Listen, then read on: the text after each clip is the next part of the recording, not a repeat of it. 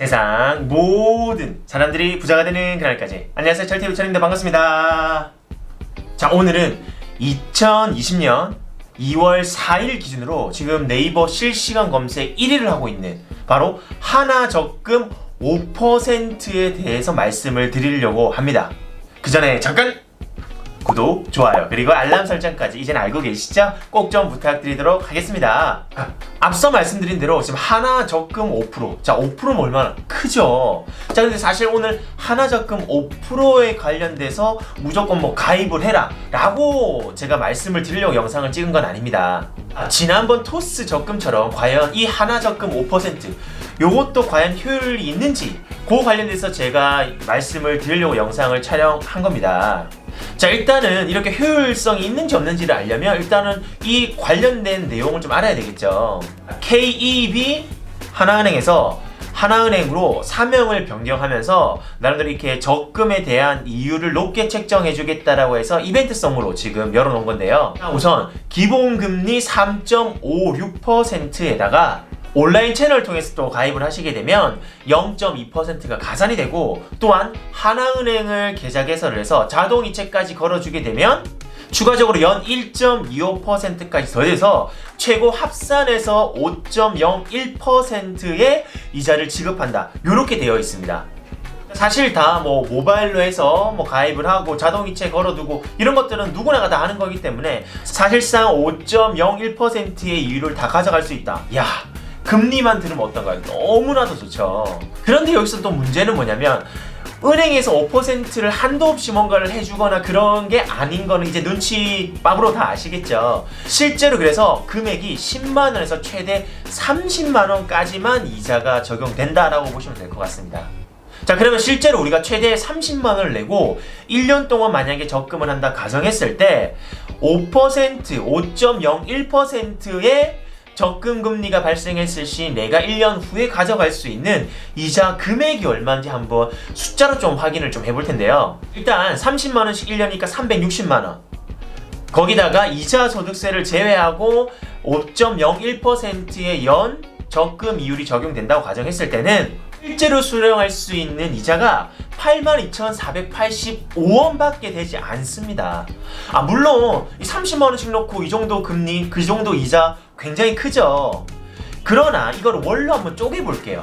그러면 매월 6,874원만큼의 이자가 발생하는 겁니다. 그런데 30만원이 아니라 10만원씩 내가 만약에 최소한 금액으로 한다고 가정하게 되면 이자가 3분의 1 줄어들겠죠. 그래서 월로 따졌을 때 매월 2,290원에 대한 부분들이 이자가 발생합니다. 2,290만원이 아니라 월로 따졌을 때 2,290원요. 자, 어떤가요? 생각보다 금액이 굉장히 작죠. 우리 한 달에 7,000원 줄일 수 있잖아요. 우리가 뭐 오늘 스트레스 받는다고 홧김에 뭐 닭발에다가 뭐 소주 한잔 먹는다 이렇게만 해도 2만원이 넘어가고요.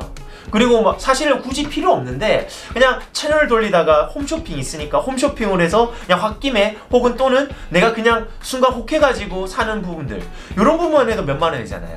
자, 이런 부분들 사실 줄이면 오히려 이렇게 5% 적금에 대한 부분들을 목을 맬 필요가 없다라는 거예요. 자, 그래서 무조건 금리 자체가 높다라고 해서 뭐 이걸 경쟁률을 뚫고 막 이렇게 하는 것보다는 실제로 내가 한 달의 소비 패턴을 한번 돌이켜 봤을 때 내가 굳이 사용하지 않아도 되는 금액이었는데 혹은 내가 굳이 이걸 왜 사용했지라고 하는 부분들이 있으면 그 부분만 잘 통제를 해서 잘 줄이더라도 오히려 내가 이런 부분들 이벤트성으로 할 수 있는 적금 이자보다 훨씬 더 많은 금액을 세이브할 수 있기 때문에 오히려 이게 더 나한테 도움이 된다라고 생각을 하시면 될 것 같습니다. 자, 그래서 제가 또 추가적으로 말씀드리고 싶은 게 이 이벤트성으로 이 어플이 마비가 됐다고 합니다. 그러면 기존에 사용하고 있던 소비자들, 기존 사용자들은 되게 불편함을 느낄 수밖에 없는 거예요.